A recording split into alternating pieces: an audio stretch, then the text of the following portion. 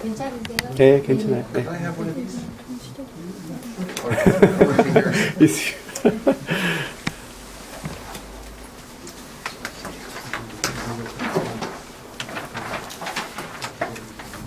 So I just want to say hello, and my style is more, I'd probably prefer if you, of course we'll have questions and answers after, but if you have questions or comments during the presentation, I think that would probably be better. And so I'm supposed to finish this in 40 minutes, so I'm going to set my timer.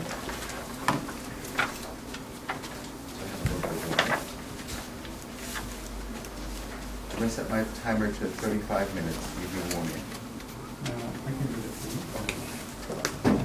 Thanks. 30 seconds. Okay, so I've got 3 goals, as it says here. I want to talk a little bit about how visual sociology is situated in the field and the fact that visual images have or were a part of sociology at the beginning of what we call modern sociology, but have kind of been forgotten about. And so along the way of doing that, I'll talk about my own way of getting into this. I'll say right now that I came to Korea in 1994 for the first time, and I was on a Fulbright English teaching assistantship that was kind of a continuation of the Peace Corps. Oh yeah, sorry. And the Peace Corps, I think you know, the Pyeonghwa Bongsadam from the U.S. State Department was active mostly in the 60s, 70s, and 80s in Korea. And basically, Korea developed too much by the late 80s. And the U.S. government said, Peace Corps can no longer go to Korea. But the Peace Corps, what they're usually doing primarily in Korea was teaching English in public schools. At the time, the Korean English education industry hadn't quite gotten to be what it is today. So the Korean government was really happy about these Western American English teachers in the schools, which they were getting for basically free. That was not a good thing. So the Korean government decided to find a way to convince the American government to continue the program. They did that through the State Department, but through the Fulbright program, which is more cultural exchange oriented. So from 1992, when I was a sophomore in college, from 1992, the Fulbright English Teaching Assistantship Program was started. I graduated from college in 1994, and so my entry into Korea was as an English teacher, as it is for many folks. And a lot of folks in Korean studies even today came as Peace Corps volunteers and had taught English, including the former ambassador, Kathleen Stevens. She was a Peace Corps volunteer who taught English in schools. So after that, 2 years in Jeju-do, teaching in the middle school, 2 middle schools, I went to UC Berkeley's Department of Ethnic Studies, which is not Inlu-hak, even though ethnic studies translates as Inlu-hak. So a lot of people think that, my degree means I'm an anthropologist. But I'm not actually from an anthropology department. But I do ethnographic, anthropological kind of research, which is confusing. So I'm an anthropologist, but I'm not. And so we're concerned with how race, how certain ideologies are constructed in culture, and specifically in the U.S., but transnational stuff is very popular, as is post-colonial kind of stuff. And I told my members of my department that South Korea is really interesting case in terms of post-colonial kind of identity development, post-colonial thinking, post-colonial identity in general. And a lot of my colleagues said, what is Korea? Why Korea? Most of my colleagues who do post-colonial stuff are doing South America, Africa, right? And I said, well, Korea has a unique case in terms of being a post-colonial nation that was colonized in one way or another by an Eastern power, formerly third world country, Japan, before it developed, and also a Western power, sort of a neo-colonial relationship with the U.S. So I said, there's no better post-colonial case than South Korea. And my colleagues said, okay, that's a little crazy, but we'll accept that. So that's kind of how I came into Korea. And I did all my coursework 1996 until 2001. And 2002, I came to do my dissertation research, and actually didn't do my dissertation for about 14 years. I was doing mostly photography. I got into street photography, street and documentary. And then I'll explain this along the way, my progress as a photographer. But ended up filing my dissertation last year, finally. And I had been teaching until that point, lecturing here and there. You can get pretty by okay as an almost PhD in Korea, but there's a limit to where you can go. So I said, it's time to finish. I have all the experience I need to be a PhD. I just don't have the finished document. So I finished that up and I quit where I was at Hongdae. I was at Hongik University, which is a very cool university, but it's cool. It's not necessarily a place for a scholar who wanted to do something with the photography to be, even though I was teaching a photo theory class. But it was clear that I wasn't going to go very far with that. And I wanted to take the photography and all the things that I've been reading about and apply that academically. So the best direction I could take that was something called visual sociology, which actually I emailed my former professor back at Berkeley, and I don't know if you know Michael Omi, Omin Wanant, Racial Formation in the United States. So I emailed Michael Omi and I said, oh, guess what? I'm doing visual sociology now. And he said, oh, that's great. It sounds very interesting. Translation being, what's the visual sociology, right? And even in sociology, I think visual sociology is one of those sub-fields that I think people just say, oh, that's nice, you exist. Not really, but we're not really concerned with you, but I think you'll see how important the visual image is for understanding how to think about a place and how to ask certain questions. I think this qualitative approach using analyzing images, I think, is an important thing in the field to remember to use as a tool, but is often forgotten about. And that's one of the goals. And this is from a talk I gave for the Royal Asiatic Society on the visual geography of Seoul. How to look at images and how images have helped create the actual, popular imagination about a place in ways that a lot of people don't really think about, unless you're kind of a historian of photography. So let's move ahead with that. So I wonder how many of you guys have heard of Jacob Riis of Lewis Hine? I'm sure a lot of you have. Maybe not.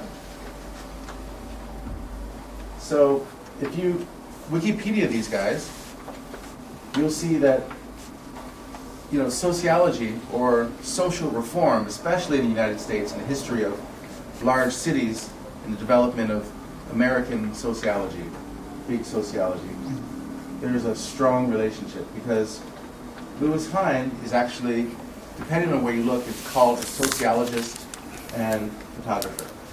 But generally, I don't think in the sociology field he's considered a sociologist because he wasn't a researching professor, publishing papers and theories and whatnot. He was more of a teacher whose idea was to use photographs to change society. And one thing you'll find if you look him up is that Lewis Hine, Jacob Riis was also very important earlier in the century. He wrote a photo book called How the Other Half Lives, and that changed a lot of Americans' views of what the cities were. So in a greater sense, a vaguer sense, he was a sociologist, not in the academic practicing sense. Lewis Hine, as a teacher and photographer, was much more written about as a sociologist. And their pictures were influential in actually responsible for making the first child labor laws in the US, which in the end became the first child labor laws in the world. So the reason kids don't work in mines and factories and sweatshops is because of his photographs. And that's an important thing to remember. And also, early in the century, we're talking the 19-teens, 20s, and 30s. If you want to talk about popular images, popular conceptions of the city and society and how society has to change, the questions that were being asked by folks in, for example, photographers who were put into service by the United States government during the Depression, started taking pictures sort of as part of the propaganda wing for social reform kind of ideas in the new, like for example, the New Deal under Roosevelt. So you've probably seen, okay, I have a laser, you've probably seen this picture, right? And this probably is what is one of the most important pictures in American history, but also in the history of photography. Because a single picture, these single pictures, for example, in the American Civil Rights Movement by Gordon Parks, these kind of pictures literally changed people's minds about the societies they were living in. And I think the biggest thing is that, the biggest thing to consider is the fact that a lot of people weren't asking certain questions in society until people started taking these pictures. And at the same time, you have, in the Chicago School of Sociology, you have sociology academia responding to a lot of these questions in society, to the tenements, to certain classes of people being consistently left out of privilege. And I think you can see sociology as a field, but also journalism as a field, responding to the same questions and talking to each other. And in the case of people like Jacob Riis, actually going back and forth between those fields. So I'm going to jump right into the visual geography of Korea. This is an argument I made because I actually photograph and I upload posts to the Huffington Post, the American Huffington Post. And the people are more interested in what's happening in Korea because Korea is a strange, well, a unique society. A lot of the things that happen in Korea, for example, like you guys are surely familiar with the birth rate decline and how serious that's become as a social issue. But I think Korea isn't unique in that it's the only country facing this problem. But I think, as in most things in Korea, it's the country deciding which these problems are the most acute and extreme, and are happening so more quickly than in other places. And I think a lot of people are interested in Korea for K-pop and Gangnam Style and all those things. But I think that's more of a question of how this is on the vanguard of a new kind of postmodernity, you could say. That's, I think, why Korea is actually pretty interesting. So this is kind of a little history I gave. Long story short, when I first came to Korea in 1994, Koreans told me a lot of things about what Korea was. And there was a very clear narrative. Now, one thing I should mention is my mom is Korean, still is Korean. Well, actually, she's American citizen.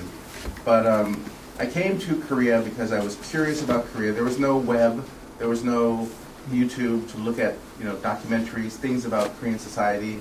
There was no way to get information about it. So I wanted to learn about Korea. So I came on this ETA program, and they placed me in the Shigol. They placed me in, well, it was the Shigol at the time. Shinjeju was not Shigol, but it was still developing. And it was, you lived with the host family and you immersed in Korean society. So it was a good exposure. I didn't speak Korean. I took Korean 1 and 2 in college, which meant I spoke no Korean. So my history with that is, for 2 years, after 2 years here, I became comfortable in Korean speaking. I wasn't fluent, I came back in '97 for a Peter Ohm scholarship at Yonsei. Sorry, I know you're Yonsei. But so around this time, people were still talking about Tanil Minjo and still talking about the fact that Koreans don't do these things. 외국에서는 이런 거 해요.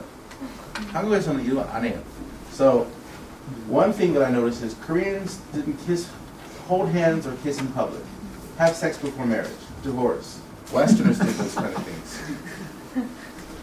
Korea was definitely Confucian, conservative, traditional, and reserved. It's not untrue. It was more true then, but I think people still have this idea that Korea is these things. And when I write or photograph and talk about Korea, oftentimes I get resistance. And people say, well, Korea is not those things. Korea is still, sometimes I show pictures and I say, well, young kids these days kiss and hold hands in public more than they do in the West. Or I don't know about the West, but in my experience in the United States. And sometimes Koreans say, that can't be true, you're wrong. You're just seen from your skewed perspective. So oftentimes I have to give photographic evidence of this, and that's kind of one of the things I do when I talk about the new Korea. But before I get there, I think I want to talk about one of the people who helped make the image of Korea to Koreans and kind of helped record, even for, especially now, that there's this nostalgic view of what Korea was, what it became. And a lot of people, unfortunately, don't know who this guy is. He was the most, I wouldn't say famous, but I would say the most important street photographer in Korean history, and has had more influence on the image that Korea has of itself than a lot of people realize. And I had a date for, he died in 2004, 2006 actually. I had the chance to interview him for an English language magazine, and I asked him about what do you see as the core of Korean identity, and how do you see that as changing? And he said, the thing that makes Korean identity for me is the golmok, and this concept I'll pick up later. Because he talked about the golmok, he photographed the golmok. The first question you ask a person like that is, why the golmok? Why is that so important? And he would say the golmok is the place. I mean, he's basically making a sociological argument here. This is a kind of place that Koreans lived, and this is the kind of place where people lived in close quarters, thin walls. You could smell what your neighbor's eating, right? You knew what your neighbors were fighting about. You know how often they were having sex or not having sex. You knew how people were doing around you. You really knew people. And that creates a certain kind of social fabric that he says doesn't exist today because the golmok is gone. That kind of structural nature of society is the kind of core kernel around which the culture, habits, norms, and things like that form. So anyway, I'm getting ahead of myself, but Kim Hee-chan was obsessed with taking these pictures. He could have done other things with his life because he started as a KBS cameraman and was a successful guy in his field, but he decided to do kind of something incomprehensible, which is just to take his camera and make images of people in back alleys.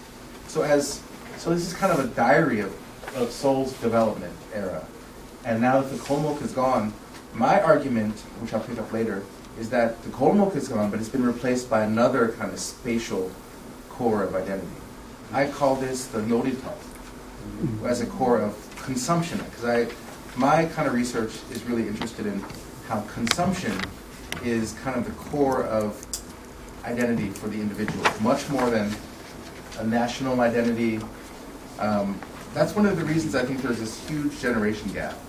Because I think young people understand themselves as consumers, which is why it's getting harder to teach in universities even because even education, students don't understand themselves as subjects of a school, of an institution. They understand themselves as subjects or as consumers of a product, mostly because of the Hagwon system, but that kind of thinking translates over to when they come into public schools, they're wearing their uniforms, they're coming to this university, they're consumers, and I'll talk about that later.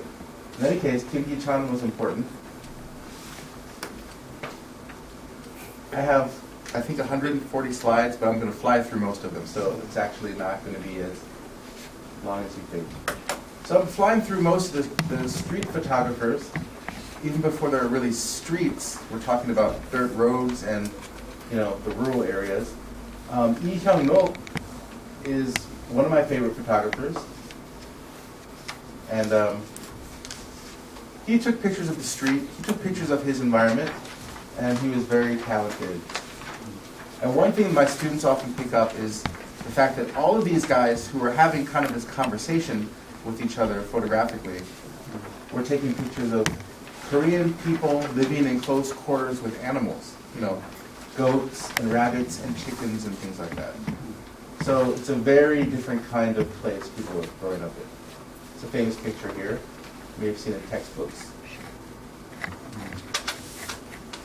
Now, Jung Bom-tae.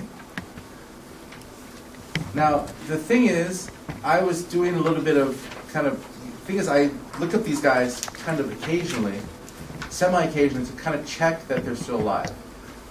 And one thing I found interesting, one of my immediate goals is to talk with him before he passes, because much to my surprise, he's actually still alive. And you can look him up on Naver, and as far as Naver is concerned, he's still going. And I want to ask him about his photography. Chae Min-sik, who was active in Busan, and he's kind of unusual because I would say his photography was the most depressing. I think he liked to take pictures that are a little bit mean, frankly, and showed, I think, a darker side of Korean life than other people. But still, he's one of the giants of photography, and we still talk about him today. In fact, because of Chae Min-sik's pictures, which some might see as negative, you guys saw Ode to My Father or Gukjae Shijang, right? Do you guys remember this guy? He was in the first scene. As the camera was panning through the Shijang, you saw this guy holding newspapers hopping on one leg. And I thought, wow, these guys put a Chae Min-sik picture into the movie. And the thing is, a lot of people don't remember where a lot of these images come from, but we all go to school, we all see these kind of pictures, and they do have an influence on our understanding of what history was even like. So, and you guys have probably seen this in your history textbooks, I'm sure. So as a photographer, I always tell my students, I think most Korean citizens have seen this picture and remember it. As a photographer, I always ask my students, okay, what are the Chinese characters? And the kids these days don't know the characters, but what are the Chinese characters here? Unemployed Pujik. So in the foreground, you have a guy who's obviously down on his luck. But in the background, what do you see here?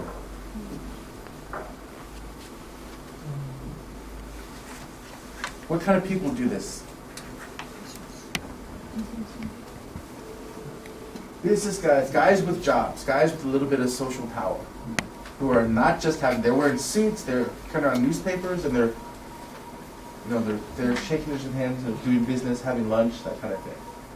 And yeah, these are the images that help make up our image of historical Korea. And again, a lot of people kind of know this picture or the resulting thing that comes from this picture, but a lot of people don't know that Kim Hee-chan took this picture or even who he is or was. And I think as a photographer, I'm interested in that sort of thing. So that's kind of a brief visual geography, historically speaking, of Seoul. And I want to talk about, I'm just going to go through really quickly. Stop me if you want to see a picture, but you guys have these already. That's pretty cool. Of how street photos have helped develop other countries' images of what it means to be Parisian, New Yorker, or even in Seoul, which we just saw. much more than people think. And we're going back to the early history of the street photographer. I want to talk about Atje, who was what's called a flaneur. And I don't speak French at all. My pronunciation is really bad. And a flaneur is a social character in old Paris. And this is, I think when you have the idea of someone without a job who wanders around just looking at people, you think of a homeless person. But this is a person of means who has a little, the reason they're walking around doing nothing is because they have the socioeconomic means to do nothing. So these guys have this kind of image. They're not poor men, they're gentlemen, I guess what an English person would call a gentleman, who walk around looking at people kind of professionally. And one of the reasons street photography develops as a genre early on in France is because flaneurs basically started picking up cameras and taking pictures of people. I think I've got to, I'm going to hit Hazel. No, 취소. Oh, Hazel, okay. We didn't read that. I don't want to scan, right? Yeah. So, Okay. okay. So this is early street photography. You have to remember, the camera was a large object. And this is a guy who took this huge object that you have to put on a stand, on a tripod, and expose for long exposures outside the studio. And he was taking pictures of things outside. One of the reasons he's so famous and important is because he decided to do that. Because of the camera, it's been around since the 1860s. And there were certain people who took the camera outside with great effort and took pictures of things outside, which was considered crazy a long time ago. Now we all have cameras on them. We don't realize how important that is. So as cameras got smaller, images became more common and mobile. So Lartigue, I just want to show. So certain cinema directors use these images in their films. I think certain folks who deal with images as a way of making visual arguments, namely directors of modern films, make these connections. They speak in visual language, so they know the language that most of the people, everyday folks, don't know about street photography, the history of these kind of images of certain cities. This is one of the most famous images of France. And during my time in the 1990s, every young woman's dormitory room had this picture, this poster. Almost every single person. And people talk about the fact that these two people were actually paid models. Mm. Yeah. But it wasn't faked. I think it's just this picture became so famous that people assumed it was just a natural, in-the-moment kind of thing. But actually, he paid the models and got in trouble for it later because people just assumed it was a real picture. Most of his pictures were real street photography, but he just never talked about it. But later, when these two people decided that they wanted to get some of the money that he made from this picture, they came out of the woodwork and sued him. And that's when the fact came out. And people said, "You faked this picture." He said, "I never faked this picture, but I never said it was any different from my other pictures." But most of the pictures from 1950s and 60s Paris that we remember that makes us think of Paris as a romantic city of couples walking by the river, black Americans going to live in Paris because living in the 50s and 60s was not a place for a black artist in the United States. A lot of the images that people had, this kind of picture, if this woman, for example, had been known in the United States in the 50s and 60s, her reputation would be ruined. For dancing with a black man at that time, that was unacceptable in the States. Which is why this sort of thing happened in Paris freely. Because the Parisians didn't have quite the hang-up about race that Americans had at that time. So the images of open cafes, fashionable young women, Guano was the person who kind of set that image into stone. Walker Evans did the same thing. He was taking pictures of New York subways in the 1930s. Dorothea Lange, taking pictures during the Depression. And then people that we know less about, Gary Winogrand in New York City. In fact, they just had a retrospective at a museum here in Seoul on Winogrand.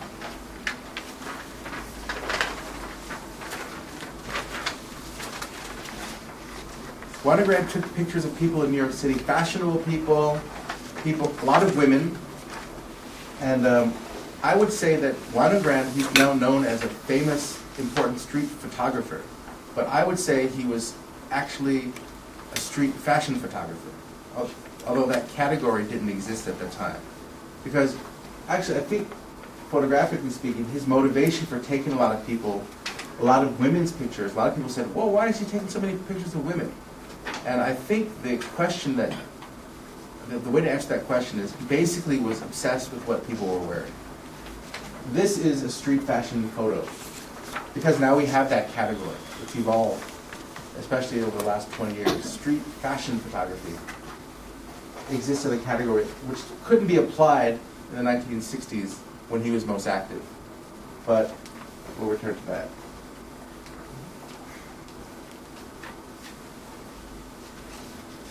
So we have Jung Bom-tae picture of the key ajashi, Yarase ajashi, right? The guy who makes the locks. And I was quite surprised when I saw this ajashi show up in The Matrix. Do you guys remember the sequel? And it's important. I don't think it's an accident that he was played by a Korean-American actor. I don't think that the Wachowski siblings, no longer brothers, but the Wachowski siblings, they don't just do things accidentally. Everything in that film is on purpose. And he basically is this guy. Somewhere they made that connection in their research or what have you. But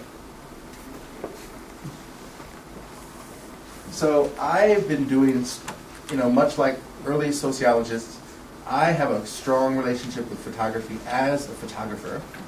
And so I come in with this ethnographic eye, which I think most documentary and street photographers have. And when I came back to Korea in 2002, not working on my dissertation, I was taking pictures. And in a way, learning about Seoul, a city I didn't like very much, actually, because I lived in Jeju-do, remember, for 2 years before, and I did not like living in a large city. I'm from Ohio, medium-sized, clean city, Dayton, Ohio, which is very similar to my city, Jeju City in Jeju. Living in Seoul was kind of like living in urban hell. So I kind of dealt with that through the camera in my photography. So my early street photography here is trying to see something positive in life in Seoul, but there's I have a strange relationship with the city. I'm not very happy to live in a large city. But it gives me lots of things to take pictures of.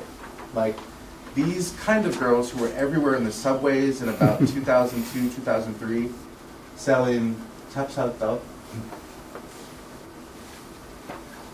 And I got interested in what women were doing because women in around the early 2000s, certain women, this was kind of an elite thing, were carrying around little pet dog as accessories for the first time. This reminded me of a Parisian street or something like that. Parisian rich old lady with her little poodle. But I don't know what breed of dog this is, but this is probably an expensive dog. So she's making a statement by taking that dog out. She herself may not think that, but right, if you think of clothing as a social text, this is an accessory to her clothing. I just started taking pictures of women with dogs a lot. And I was, invited to take pictures of people's weddings, and I treated them as an anthropological moment. And it was interesting to see the bride and the groom see each other before the actual ceremony, traditionally thought of in the West as bad luck. And I got more interested in what people were wearing.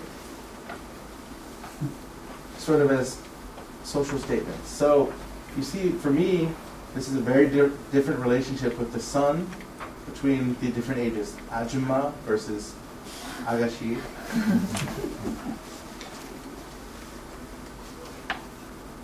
Christmas cakes. Very uncreative anti-American signs. United States of aha, guilty. That doesn't really work very well. Just USA.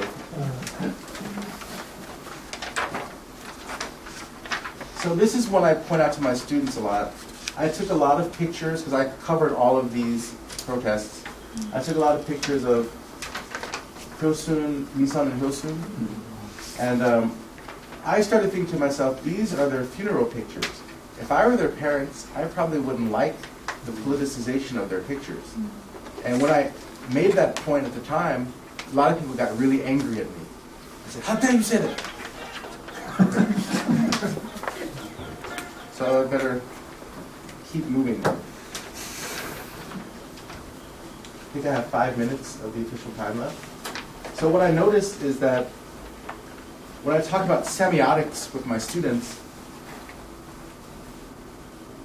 right, the black bands obviously denote that they're dead. This is a funeral picture. Pictures that weren't funeral pictures when they were taken, but they became such. And 1 year later, on the anniversary of their actual deaths, not the trial that got a lot of people angry, I noticed this film. I think a lot of you have seen this film by now. But the advertising campaign was, I think, a work of semiotic genius, calling them by their first names, right? 정화, 홍련, 착습니다, and having their pictures suggestive with the black bands of funeral pictures, not formally, but kind of connoting that very subtly, along with their dead bodies. As I noticed during the protests, photographically, you often had pictures of their funeral pictures alongside the 현장 pictures of their dead bodies. So I thought this was pretty, I don't know if it was a good thing, but it was pretty smart marketing, because it was a way of not overtly referring to this national horror story to tell a actual horror story. It's using that imagery quite effectively. And this picture, I got in trouble a lot at that time, because I think the attitude was much more, 이거 보여주면 나라 망신이야. A lot of people said that. And that was a very clear, there was a very clear correlation people had.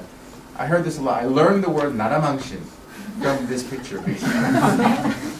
So a lot of people were very concerned with images of Korea and what foreigners might think of such images. And I think I gave a UNESCO presentation to some high school students visiting Korea, high school students from across the world, not just Americans. And I showed a bunch of the documentary stuff, including this picture. And I had a bunch of the students come up to me after, foreign students, saying they really liked the presentation because they want to see, they said, how can I see more images of real Korea? I'm really interested in Korea, Korea studies, stuff like that. But all I see are like Hanbok and Buchechu, great images of Korea. There's nothing wrong with that, but there's this way of constructing this very preset image of Korea that I think when foreign students develop interest in Korea, they want to learn about every aspect, especially the parts that they can relate to, because every society has social problems, social issues. So if you say, oh, Korea has a prostitution problem. I had one Russian student ask me, or actually say to me, I'm really interested in how the Korean prostitution problem works out because I know how it works out in my society. I want to see what parallels, what similarities there are in Korean society. But actually, the person who invited me got in a lot of trouble for inviting me. And the person reported back to me that the higher up said to them, how can you bring this guy to talk about these things? Now these foreigners will hate Korea. And I said, tell your boss that is not true. Because the feedback I get is, I want to learn more about these issues. I want to learn more about Korea. That usually results in just deepening interest, I found. So these are negative images. And again, I always went back to images of women being women in Korea. And I'm going to get to that really here. I come from ethnic studies, which is deeply rooted in cultural studies. And cultural studies people love Judith Butler. I don't know if you guys know Judith Butler, but she talks about gender. The way to understand gender, of course it's a construction, but also it's an ongoing performance. There is no place of gender. It's just something that is performed and constantly acted out. That's where gender is. So I just link this up with a picture. If someone is a gongju, has gongju pyong, that she is walking next to an image of gongju. And the fact is, a lot of women in Korea for a long time do this in public. And I